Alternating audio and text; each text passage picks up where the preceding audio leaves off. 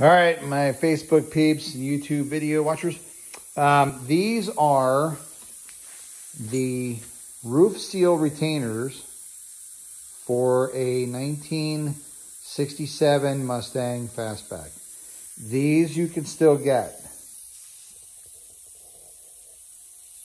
They reproduce these, and these are reproductions. I ordered them from Kentucky Mustangs, and they came in today. Shout out to them again. Thank you so much.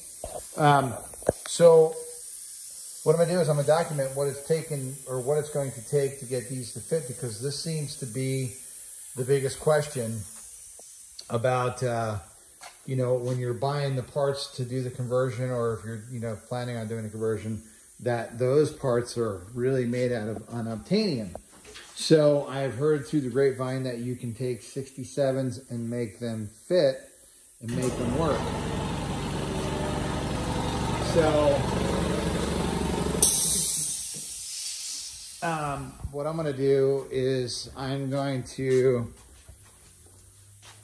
kind of document what it takes to make these fit. I got this just loosely sitting up here. So as I said before in previous videos, the curvature is the same. So if you look at the molding, the retainer, the roof seal retainer, the curvature is the same. The cowl panel, the A-pillar or windshield pillar is the same. The B-pillar, the only thing that I'm having to really envision doing is having to get them up in there, get them set in right, and then trim the bottom piece.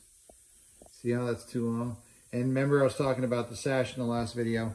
This piece right here is too long as well. So I'm going to hang this with a screw or a couple screws, and then I'm going to mark it. I'm going to mark that for trimming.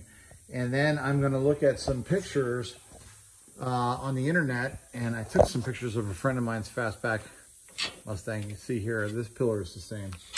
So that actually fits down there the way it should. So I took some pictures of a friend of mine's Mustang as well. And so I know what the ends are supposed to look like. So that's what I'm going to do now. I'm going to trim them up, and I'm going to see if indeed they fit like they're supposed to, which I'm pretty sure they're going to. I don't think I'm going to have any issues with it. And then get the seal in there.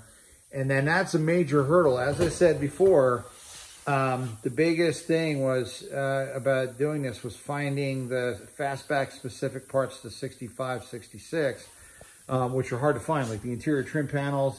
You can get them aftermarket, but there's a few panels that are better, you know, you better buy, you know, if you can find them used, like those pieces right there. And I'm not sure I'm going to use them yet, because that comes all as an assembly. You get the grills and everything in the panel.